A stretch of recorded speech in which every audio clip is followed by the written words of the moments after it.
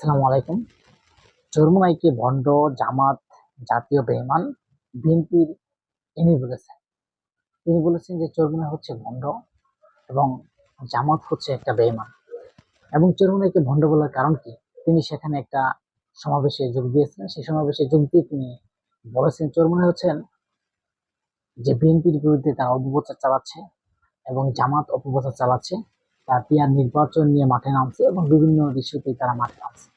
কিন্তু এই বিষয়ে কিন্তু ইনি স্পষ্টভাবে বলে দিয়েছেন যে যখন আওয়ামী লীগের সাথে 14-18-তে নির্বাচন করেছে এই জামাতি এই ইসলামিক আন্দোলন নির্বাচন করেছে এবং তাদের সাথে এক ধরনের ঘনিষ্ঠতা সম্পর্ক তৈরি করেছে এবং তাদের সাথে একটা সুসম্পর্ক এবং ঘনিষ্ঠতা তৈরি করেছে, এমনটাই তারা বলেছে। আসলে আমরা যে বিষয়গুলো দেখছি যে আমরা যে আওয়ামী লীগের সময় আমরা দেখেছি যে আসলে চরমোনাই কিন্তু তাদের অধীনে নির্বাচন করা, যেখানে বাংলাদেশের অনেকগুলো রাজনৈতিক দল আছে, তারা যেখানে নির্বাচন করতে যাচ্ছে না এবং নির্বাচনের দিকে এগোচ্ছে না, সেই দিকে কিন্তু তারা নির্বাচনের দিকে এগিয়েছিল এবং আওয়ামী লীগের সাথে তারা একটা নির্বাচন করেছে। যাই হোক, সেখানে নির্বাচন করার পর তারা যখন এই নির্বাচন মারিমুরি খেল এবং মেয়র নির্বাচনের সময় তার অনেক আঘাত দিয়েছে আওয়ামী লীগেরা, সে সময় কিন্তু তিনি নির্বাচন বর্জন করেছে এবং বলছেন যে আওয়ামী লীগের অধীনে সুষ্ঠু নির্বাচন সম্ভব না। দর্শক, আমরা যেটা মনে করি, এই যে চরমোনাই, তিনি কি আসলেই ভণ্ড নাকি এবং জামাতকে আসলেই বেঈমান? তার মানে এমএল সাহেব যেভাবে কথা বলেছেন, উপস্থাপন করেছেন, সেটা হচ্ছে যে জামাত 1971 সালের স্বাধীনতা বিরোধী এবং তারা স্বাধীনতা বিরোধী ছিল এবং তারা 17 বছর কোথায় ছিল, 17 বছর আন্দোলন করে এবং এই যে আপনার চরমোনাই 17 বছর কোথায় ছিল, তাদের একটা এনির কথা। ইনি বলেছেন যে আমরা 17 বছর কষ্ট করে আন্দোলন করলাম, সংগ্রাম করলাম, আমরা তো কখনো এই পেয়ার নির্বাচন নিয়ে উল্টোপাল্টা করিনি আওয়ামী লীগের সঙ্গে বা কোনো কিছু।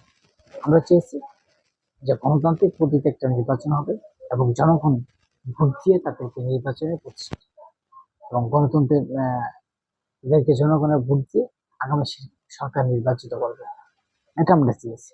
কিন্তু আমরা কখনো চাই নাই যে এরকম কিছু চাই না যে পিয়ার নির্বাচন দিতে হবে, এটা দিতে হবে, আমরা জোর করে দাবি পালন করবো, এমনটাই কিন্তু তারা আসলে বলে না। আসলে কথা হচ্ছে যে বাংলাদেশের যে নির্বাচন, সেই নির্বাচন আগামী কোন পদ্ধতি হচ্ছে, প্রতিটা রাজনৈতিক দল, একজন দল আরেকজনকে প্রতিপক্ষ ঘায়ল করার চেষ্টা করছে।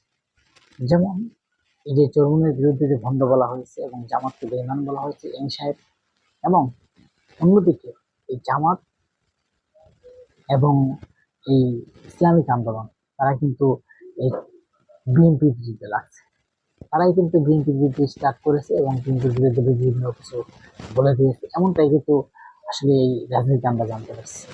তো আসলে এই কারণেই হয়তো তিনি ভণ্ড বা জাতীয় বেঈমান হিসেবে আখ্যায়িত করেছেন।